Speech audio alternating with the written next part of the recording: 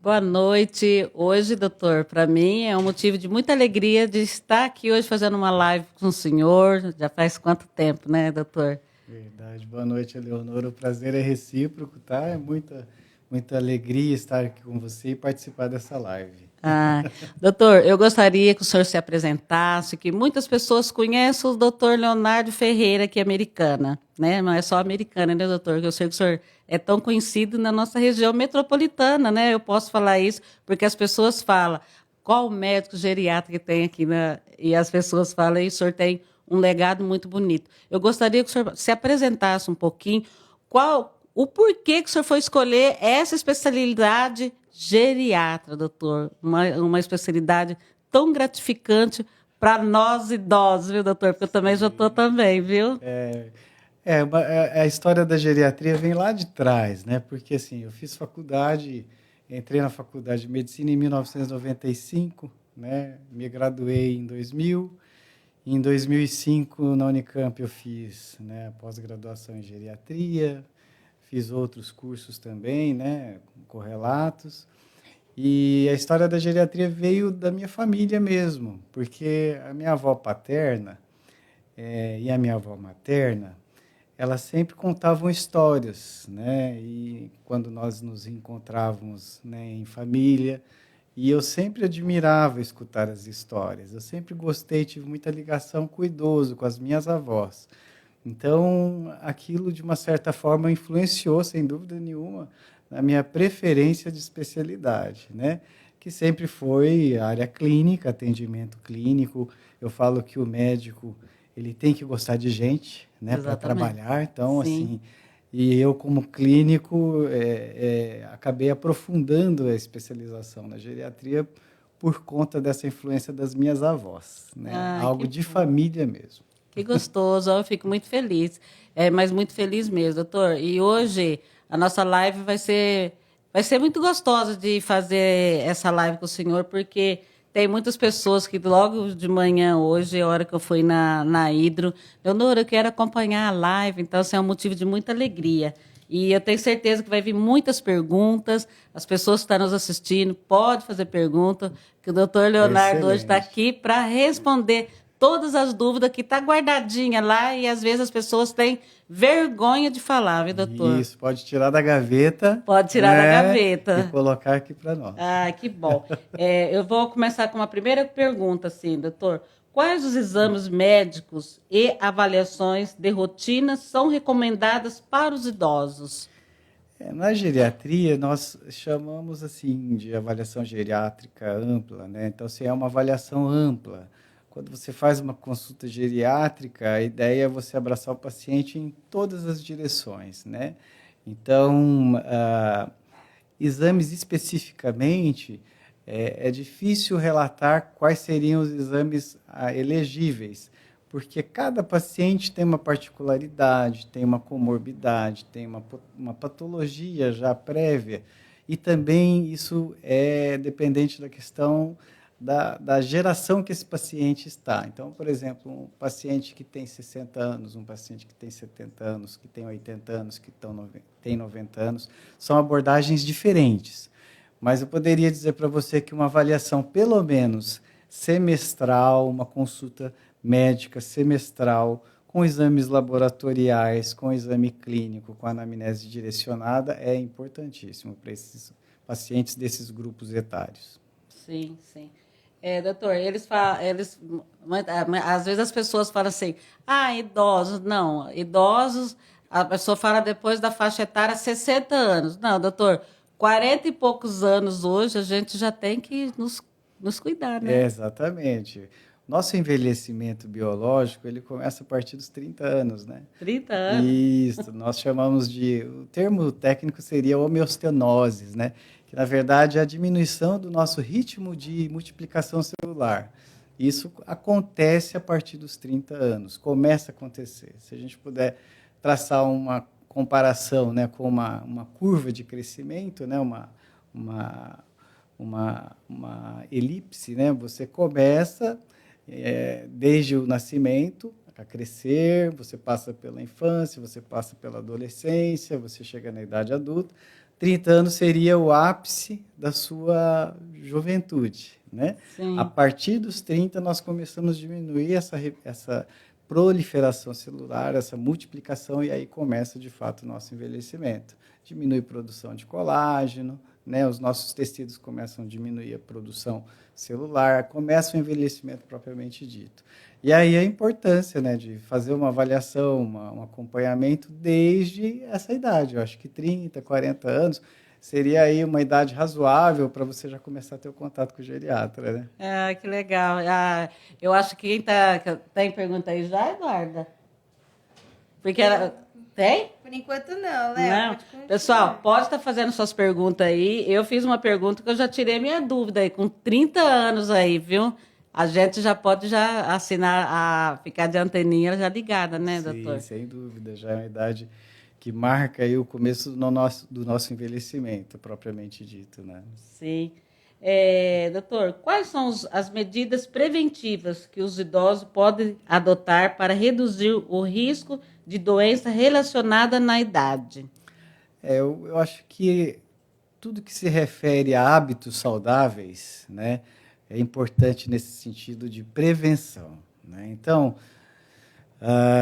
inclusive o Prêmio Nobel esse ano de Química falou muitas coisas importantes durante lá a premiação dele e ele colocou como um tripé básico para o envelhecimento, uma vida saudável, dormir bem, alimentar-se bem e fazer atividade física. Seria o tripé de um envelhecimento saudável. Então, os hábitos saudáveis, eles favorecem o envelhecimento saudável.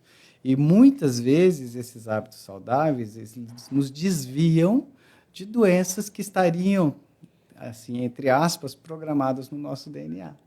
Os Sim. hábitos saudáveis, né? Então, por exemplo, evitar o álcool, evitar o consumo de cigarro, praticar atividade física regularmente, ter um sono reparador, alimentar-se bem, utilizar menos alimentos industrializados, tentar evitar o máximo, né, os açúcares, que são alimentos que inflamam o nosso corpo, utilizar medicamentos quando são prescritos por um médico, né, fazer os tratamentos e acompanhamentos de maneira regular, né, e não ir ao médico apenas quando está com problema, né?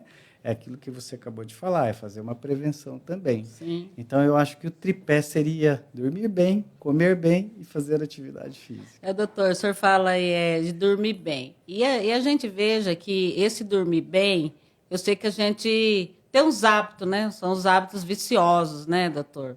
Então, assim, e hoje o celular aí acaba você não deixando você dormir mais cedo, né? Porque o dormir bem, meu pai sempre falava, né? Que é a obrigação que acorda a pessoa, mas não, na verdade não é, porque ele sempre dormiu cedo, doutor. Sabe? Uhum. E meu pai veio falecer com 86 anos. E meu Sim, pai tinha uma alimentação saudável, fazia as caminhadas dele, 86 anos. É que chegou o momento dele, né? sim. Mas a gente via assim, e ele comia, ele nada dessas coisas bobageira, sabe? E hoje a gente vê que a gente come muita coisa industrializada, né, doutor? Sim, Infelizmente, né? sim, sim. Tudo que você precisa abrir pacote para comer, tem alguma coisa ali que não vai te fazer bem, né? Então, eu Exatamente. costumo dizer que o alimento bom é aquele que você elabora, né? Aquele que você faz, que você compra lá na feira, que você compra lá na quitanda e que você elabora, e não que você compra pronto. Exatamente. Lógico que pela correria do dia a dia, cada um tem sua necessidade, mas quanto mais a gente puder evitar esse tipo de situação, melhor para a saúde nossa. Sim.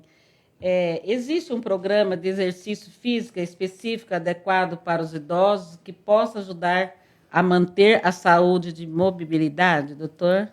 Sim, a Organização Mundial de Saúde preconiza, né, uma quantidade de 150 minutos a 300 minutos por semana de atividade física, né? Então, assim, é é uma quantidade razoável, né? Se você pegar uma semana, a quantidade de horas que tem a semana é infinitamente maior.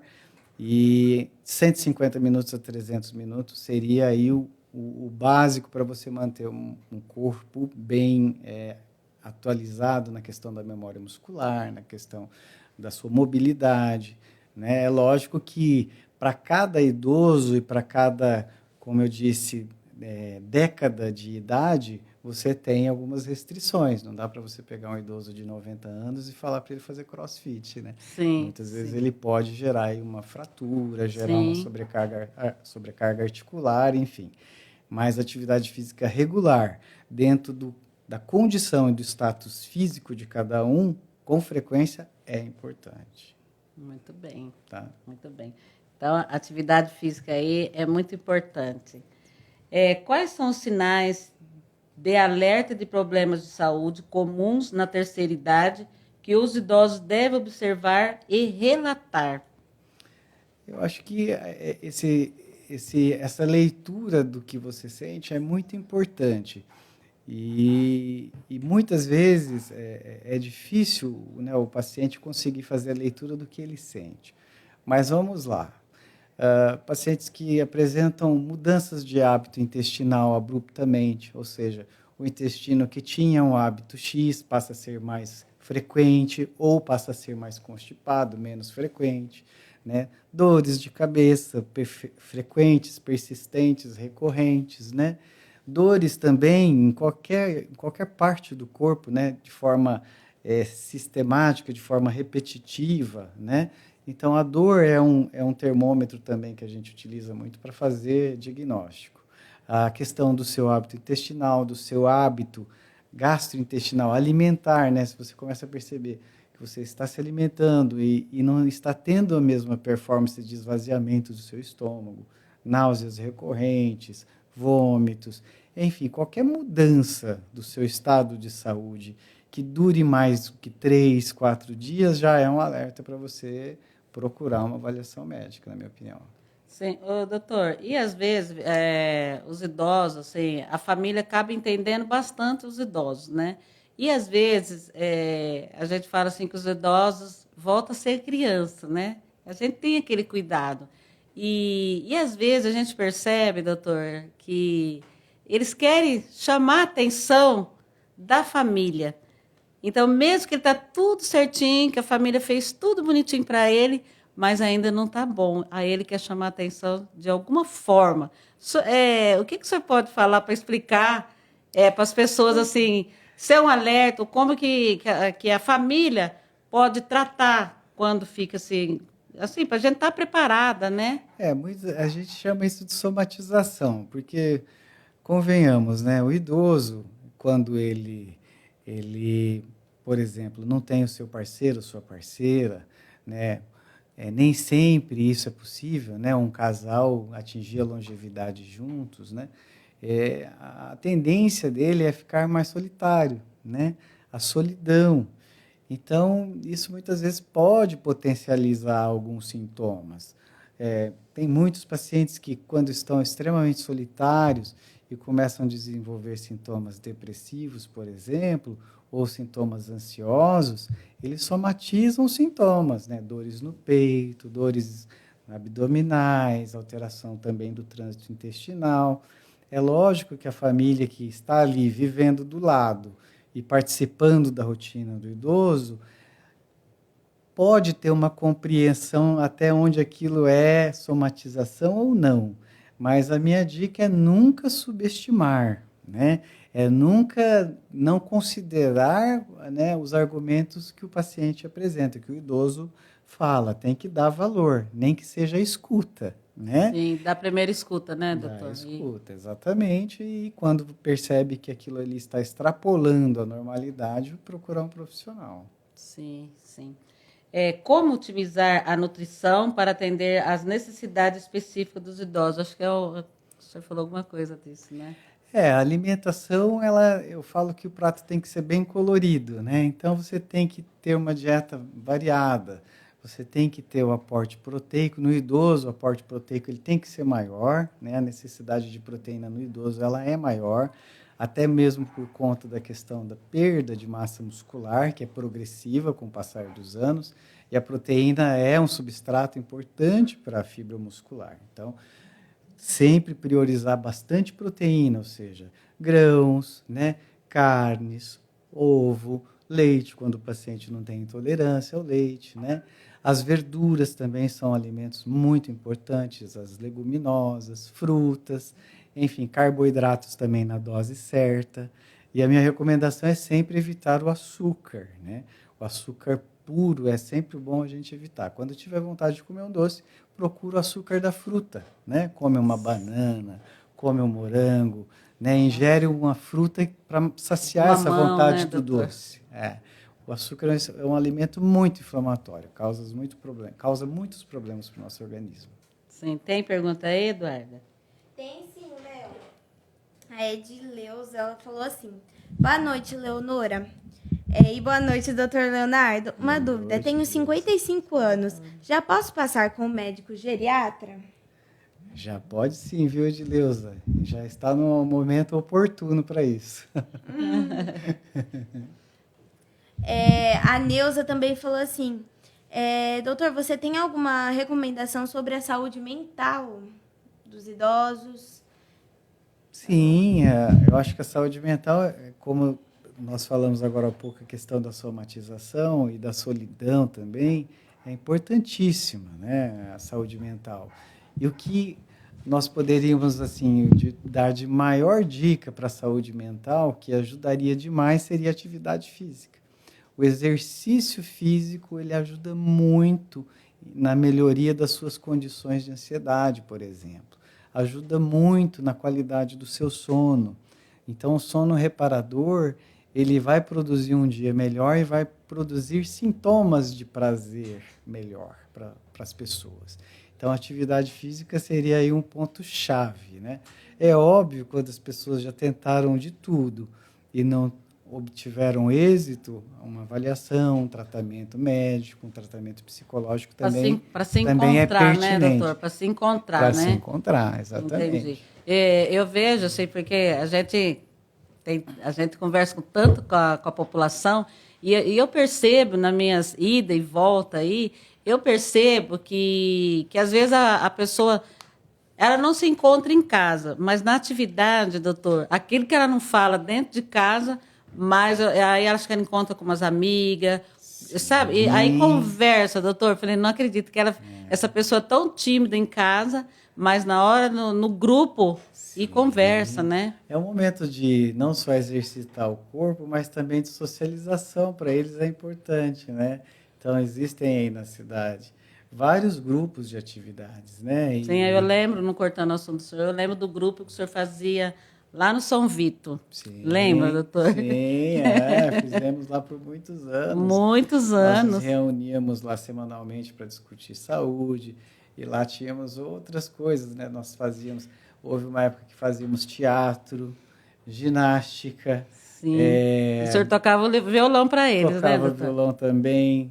Houve também o concurso do Caça-Talentos, que cada um apresentava o seu talento. Sim. Então, era uma época ali, se eu não me engano, era as quartas-feiras. Isso, era as quartas, doutor. Isso, eram quartas-feiras onde eles esperavam a semana inteira para chegar aquele quarta-feira, né? momento, Chegava ansiosos, né? ansiosos para a gente socializar e para interagir. E foi uma época muito bonita que eu trago no meu coração aqui. E traz mesmo, porque alguns idosos que eu ainda converso, doutor, eles relembram, eles falam, e às vezes até cobra de mim, viu, doutor? Sim. Não, a gente vai ver, sim, de fazer alguma atividade para os idosos, sim. Sim, vamos retomar. Eu sou afeito a fazer trabalhos com os idosos em qualquer momento. Isso você faz mesmo com os...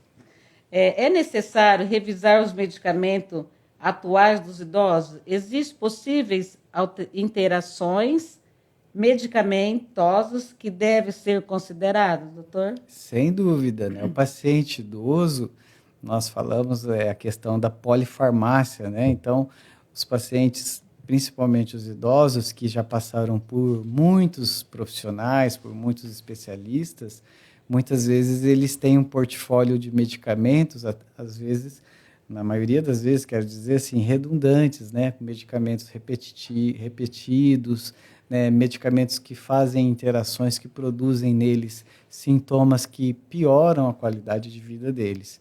Então, eu digo que o geriatra e o bom clínico também, ele acaba sendo um gestor, um gerente, né? Sim. Que vai pegar ali, ver o idoso, ver a condição dele, observar todos os medicamentos que ele faz uso e racionalizar aquilo ali, né? Ou seja, tirar o que deve ser retirado, né? Acrescentar ou otimizar o tratamento dentro de cada realidade, né? Então é importantíssimo, tá? É importantíssimo essa análise dos medicamentos. Sim, e a família atenta, tá, né, doutor? Tudo A nisso, né? família atenta, exatamente. Sim. Como lidar com as questões com os distúrbios do sono, problemas de memória e alterações de humor frequentes em idosos? Mais uma vez, a questão do sono é algo importantíssimo, é essencial para uma boa saúde, né? Então, dormir bem, é óbvio que de pessoa para pessoa a quantidade de horas pode variar, mas eu diria aí um número de 8 a 9 horas seria um período bom para você ter uma reparação do seu sono, né? E o sono reparador é aquele sono que você acorda com a sensação de que descansou. E não com a sensação que trabalhou a noite inteira durante o sono, cima, né? que o caminhão atropelou. Exatamente. O doutor teve até uma moça que, né, externou uma preocupação dela, porque ela disse assim, tenho 47 anos e não consigo dormir à noite. Isso aí é algo que deve ser tratado, deve ser procurado ajuda para que restabeleça um sono reparador, né? E aí dentro dessa dinâmica do sono, né, entra muitas coisas. A higiene do sono é muito importante que nós falamos, né? Ou seja, no período da noite você se afastar um pouco da tecnologia, digamos assim, né? Do celular, do computador, da televisão, né? Utilizar assim, geralmente luzes indiretas. A luz amarela é uma luz que descansa bastante, ajuda Sim. o seu cérebro a começar a entender que está na hora de dormir, né? É um alerta, né? Evitar o barulho, excesso de barulho, não comer também muito perto da hora de dormir, que isso aí também vai atrapalhar seu sono. Não beber muita água também, porque aí você vai acordar à noite para urinar, enfim. Então tem uma série de cuidados que você tem que tomar. É lógico Se que reeducar, né, doutor? Isso. Devagarzinho, mas vai se reeducando, Isso, é né? lógico que feito isso, feito atividade física, o sono não repara, aí você precisa da ajuda profissional, né? Eu digo que é melhor você, para certas situações, dormir com medicamento do que não dormir, né? Mas é lógico que todo medicamento tem que ser orientado por um médico, tá? E não receita de vizinha e nem de comadre. Sim. Né? Atenta aí nessas O pessoal receitas. trocar aí, né?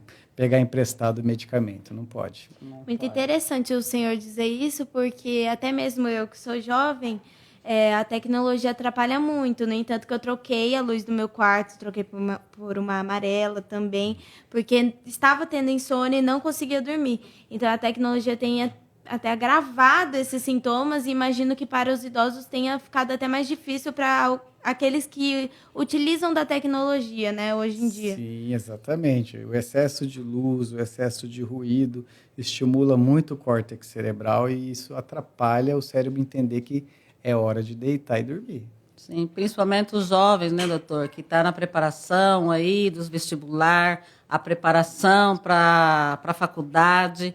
Então, assim, o ego deles exige muito em dormir mais cedo também. É isso que você acabou de falar, né, Eduardo? Sim, a disciplina é muito importante. Legal. Sim. Quais são os recursos disponíveis para o cuidado dos idosos, como serviço de assistência domiciliar, terapia ocupacional e fisioterapia? Nós temos, assim, isso aí nós consideramos como equipe multidisciplinar, né? Sim. E no município aqui hoje, né, Americana é um município agraciado pelo atendimento domiciliar também, né? Então, o atendimento domiciliar, desde assistência da enfermagem, assistência de uma fonoaudióloga, de uma psicóloga, de um assistente social, de atendimento médico, isso tudo é muito importante. A Americana tem isso, né? Hoje no serviço municipal, o serviço de atendimento domiciliar. Que é a E a UAD. rede, é isso, a UAD. E também a rede assistencial de UBSs, né? Que é uma rede grande, é uma rede ampla. Então, hoje, geralmente, tem um médico da família, né, doutor? Sim, temos aí os médicos de família que estão estrategicamente posicionados, né, nas UBSs, né, estratégicas, para fazer esse atendimento, esse acolhimento. E a terapia ocupacional é algo que também, na minha opinião, é importante, né? E a terapia ocupacional a gente pode fazer em casa mesmo, né? Não precisa apenas, né, do direcionamento profissional, mas nós podemos fazer aprendendo a lidar com plantas, aprendendo a pintar um pano de prato, a tocar um violão, desafiando o seu cérebro a fazer coisas que você não faz. Então, isso se chama terapia ocupacional, e isso é muito bom para a memória, né? Como nós já falamos anteriormente, a memória ela precisa de estímulo, né? Se você não estimula, ela fica, entre aspas, preguiçosa. Sim, às vezes eu chego a alguma casa de alguma amiga, assim, doutor, e às vezes aquela amiguinha, aquela senhora de idade, ela está conversando com suas plantinhas. Eu acho tão bonitinho e às vezes elas colocam nome nas plantas e você vai bater aquele papo com elas ali. Pode ver que na maioria das minhas visitas eu tenho planta. Porque eu acabei me acostumando, porque eu também gosto. E você veja os cuidados que ela tem com as plantinhas, doutor. Sim, é uma troca de energia. Isso. A hora que ela está ali verbalizando, falando com a plantinha, ela está trocando energia, né? Que é um ser vivo também, né? A planta. Sim. Enfim. Às vezes eu vejo também que com as bonecas. Então eu vejo aí as pessoas aí, eu vejo, e hoje eu fui essa semana, eu fui na casa de uma senhora que era reciclado de boneca e depois ela mesma fazendo a roupinha para a boneca. Então, assim, a criatividade dela de pegar aquela boneca que já estava para o lixo, só que ela trouxe a boneca, lavou a boneca e ela foi colocada. Doutor, mas ficou uma coisa tão linda. Então, você veja assim, como que a cabecinha dela fez tudo isso. Sim, isso aí é terapia ocupacional. Sim. Né? Então, eu tenho, assim, vários relatos, vários pacientes, enfim, que desenvolvem essas habilidades, né? De artesanato, Isso. de aprender a lidar com instrumento musical. Isso é fantástico. E, às vezes, até eles desenvolvem também habilidades de fazer trabalhos voluntários, né? Se unir em comunidades, enfim. Sim. Isso tudo é importante, né? Ele se sente tão bem, né, doutor? Sim. A gente veja isso. Sim, é muito importante. Sim. Como posso me envolver ativamente o meu próprio cuidado de saúde e promover um envelhecimento saudável? Olha,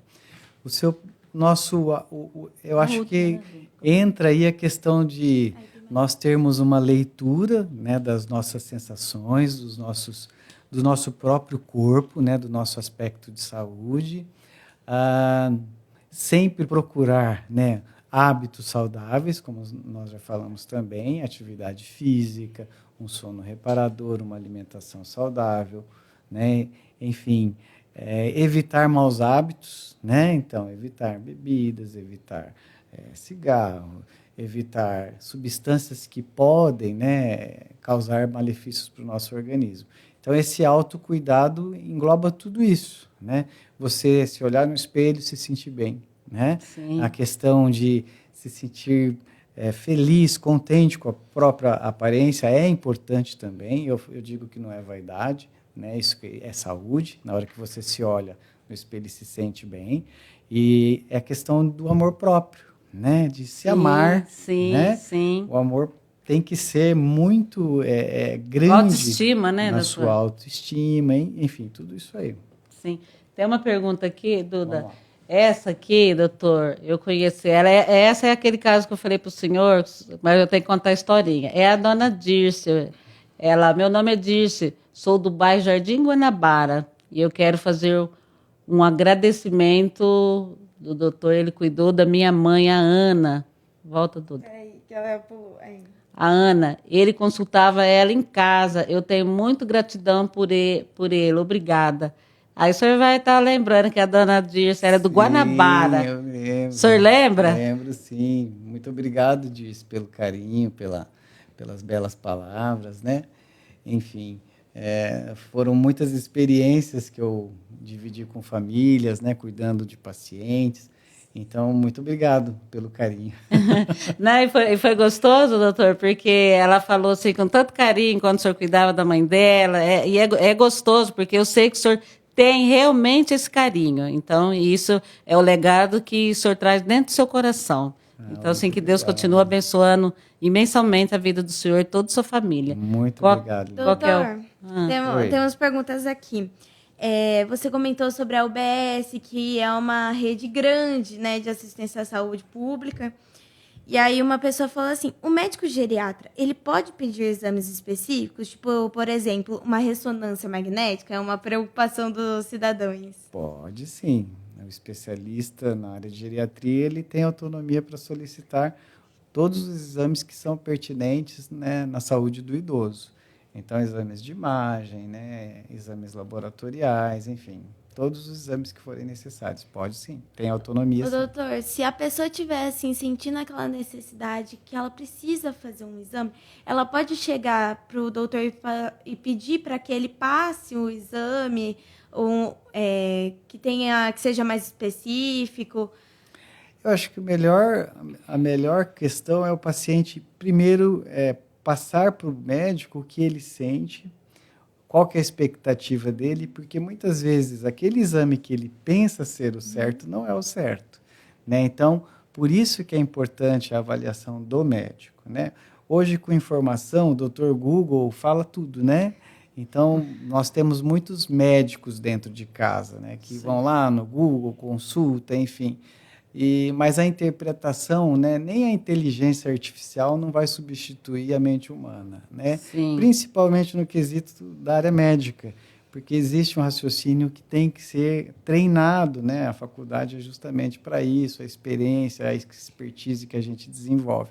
Então, acho que o melhor caminho é ela procurar o médico, externar o que ela sente e discutir, né? O médico aí sim coloca para ela o que é o melhor para ela naquela situação. Eu acho que seria essa a melhor conduta. Sim. Doutor, a pessoa colocou assim, doutor, tenho passado por tudo isso que a gente falou até agora, né, do sono, né? Mas moro só.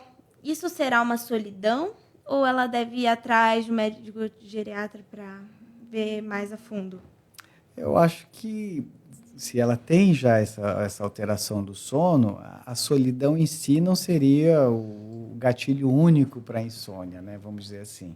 Eu acho que existem outras coisas que têm que ser que devem ser avaliadas nessa situação. Então, acho que merece sim uma avaliação médica, sim. Legal. Olha, a gente falou da caminhada, né? O senhor comentou, caminhada pela manhã é um bom exercício para idosos? Lembra meu avô Gerson. Sim, é muito bom. A caminhada, atividades também que envolvam a resistência muscular, né? Então, hoje, nós temos aí, se for falar do mix de exercícios que nós temos que fazer, esse mix tem que ter exercício aeróbico e tem que ter exercício com resistência muscular, ou seja, você forçar o seu músculo de alguma forma, usando o peso do seu próprio corpo ou usando aparelhos específicos para isso, né, nas academias. Então, a caminhada é importante, mas trabalhar a resistência muscular também é muito importante. A gente tem várias perguntas, as pessoas estão muito empolgadas com a live. Bom. Aí a pessoa falou assim, doutor Leonardo, moro sozinha, sou depressiva. Às vezes tenho crises de ansiedades. Passei pelo neuro, fiz exames, mas não deu em nada. Porém, não tenho sono. Sim, é porque muitas vezes a questão da insônia você não vai conseguir detectar através de algum exame. É muito mais um diagnóstico clínico, né? Então, o paciente passa o inventário de como é a noite de sono dele, né? Na entrevista médica, na anamnese, e o profissional interpreta aquilo e vai posicionar-se medidas alternativas, como hábitos, né, exercício físico, a higiene do sono, como nós falamos anteriormente, Sim. se isso vai ser válido ou se vai requerer também necessidade de algum medicamento. Então, eu recomendo uma nova avaliação para ela. Sim. Outra pessoa falou assim, doutor Leonardo, eu tenho um hérnia de disco na coluna e um bico de papagaio na coluna. Faço exercícios 2 vezes por semana. Só que depois sinto muitas dores no joelho e na coluna. Devo continuar os exercícios? Eu acredito que deve continuar, mas com um profissional que entenda dos problemas físicos que ela tem, não é? Porque, assim, todo paciente com qualquer tipo de restrição que ele tenha, ele é um paciente passível de atividade física, mas com o profissional correto. Tá? Então, assim, porque tem hérnia de disco não deve fazer exercício? Não, tem que fazer sim. Eu tenho hérnia de disco e eu faço. Né? Mas você precisa de um profissional capacitado que te dê instrução para que você não piore o seu problema pré-existente. Sim. Agora, atividade física gera dor. Né? 2, 3 dias depois que você pratica um exercício, vai doer um pouquinho ali. Até seu corpo acostumar, né, doutor? Até um paciente brincou comigo esses dias, falou, olha, exercício físico é bom para Alzheimer. Eu falei, não sabia. Ele falou, porque a gente lembra de músculo que nem sabia que existia.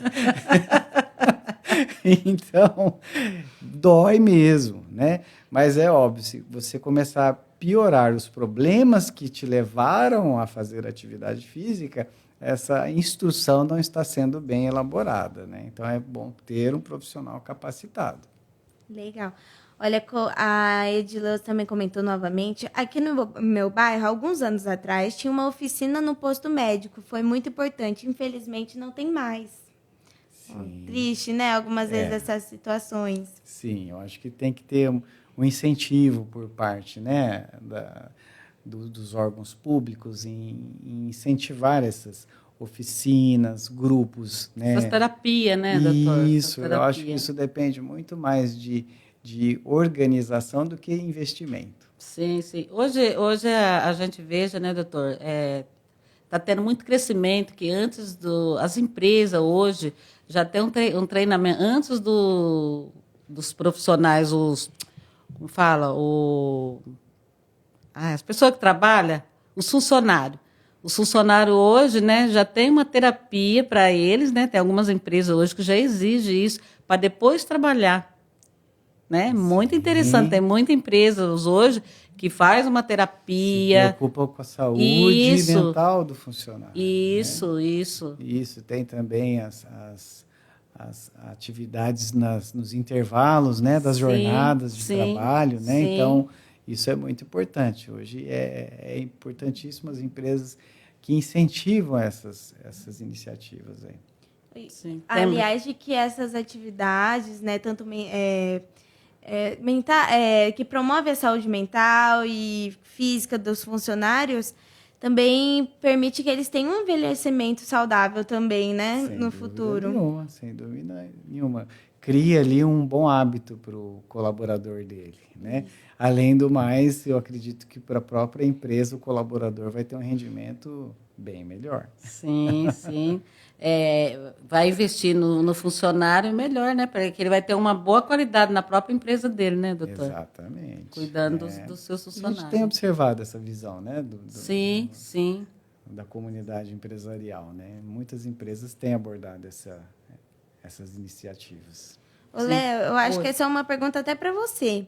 Eu não sei, mas na rede pública tem geriatra? Não tem, Duda. Não tem. Não tem. Infelizmente não tem. É uma coisa assim que eu estou cobrando já da administração de ter isso, um geriatra na cidade, no SUS mesmo, doutor, porque está tendo muita dificuldade de procurar o profissional na parte de concurso, né? Então é uma coisa assim que eu já estou cobrando já. A questão do funcionário público está muito atrelada ao concurso. E aí existem várias tramitações que, às vezes, emperram esses processos. Né? Sim. Enfim, mas é importante. É importante. E quem sofre é a população, né, doutor? Doutor, tem uma pergunta aqui da Maristela. Qual é o mal do consumo do carboidrato na melhor idade? O mal do consumo? Isso. Inflamar o próprio corpo. Né? O excesso de carboidrato gera inflamação. E quando a gente fala de inflamação, várias doenças têm o gatilho com inflamação. O infarto, por exemplo, é uma doença que tem gatilho inflamatório. Né? Você inflama a artéria, né? Ela forma uma placa, essa plaquinha se descola, forma um coágulo, obstrui a artéria coronariana, produz um infarto agudo do miocárdio.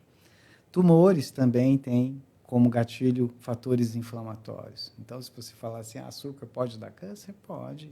Indiretamente, sim. Né? Doenças correlacionadas também como uma diabetes, né? Está diretamente ligado ao excesso de carboidrato, né? Aquela pessoa que consome descontroladamente carboidratos, né? Eu já tive relatos de pacientes que tomavam 3 litros de Coca-Cola por dia, uma coisa que, na minha ver, é absurda. Sim. Enfim, então, infelizmente, existe essa questão da cultura, da indústria alimentícia, né? Fomentar esse consumo excessivo. Mas eu acho que hoje nós temos informações suficientes, né? Canais de informação suficientes aí para saber que isso não é saudável. Sim, sim. Olha que relato legal. Hidroginástica me salvou depois de 3 iates. Olha só que maravilha. Muito Como bom. que é, Eduarda? A hidroginástica me salvou depois de 3, acho que iates que fala, não é? Não sei, tá escrito iates. Aiades. Ó, Gabi, eu vou colocar aqui na tela para vocês. Ó, é a Edileuza. Vamos lá. Hidroginástica me salvou depois de 3... AITs. AITs, olha aí, tá vendo quem não tem? É ataque isquêmico transitório. Olha, tá vendo? O doutor Isso. sabe explicar isso, gente. Legal. Isso é importante. A ela estimula a circulação, né? Doutor, o que seria AITs? Então, ataque isquêmico transitório. Quando você tem uma falha transitória da oxigenação do seu cérebro, né? Do córtex cerebral. Então, isso pode produzir um apagão momentâneo, né? Pode produzir, às vezes, um desmaio, né? Então, e muitas vezes é confundido, né, o AIT com o AVC, né, o derrame, como o pessoal fala mais comumente. Então, eu acredito que a hidroginástica, sem dúvida nenhuma, colabora para melhorar, porque ativa a circulação, né? É um exercício extremamente aeróbico também, né? Não só de resistência muscular, mas aeróbico. E hoje a aula foi bem puxada, viu, doutor? Foi muito boa. Nossa, colocou... Você vai ter memória do músculo que não estava movimentando.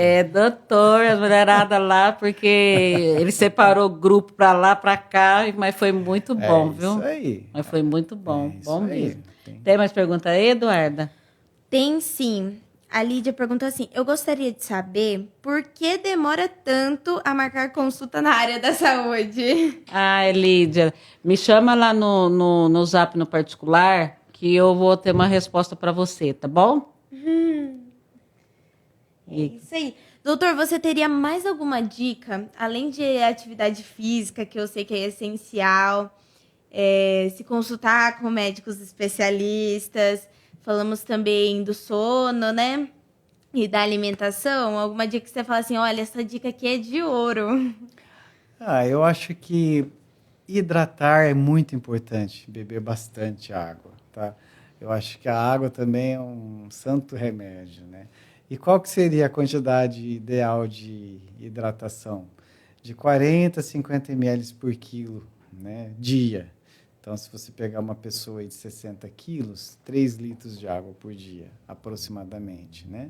Seriam aí as garrafinhas de 500 ml, seriam 6 garrafinhas, é isso? Isso aí, 6 garrafinhas de 500 ml por dia. Por dia. E outra dica também, que acabou, que nós não falamos muito, mas a questão da espiritualidade também acho muito importante, né? A gente fomentar a nossa espiritualidade, independente de qualquer religião.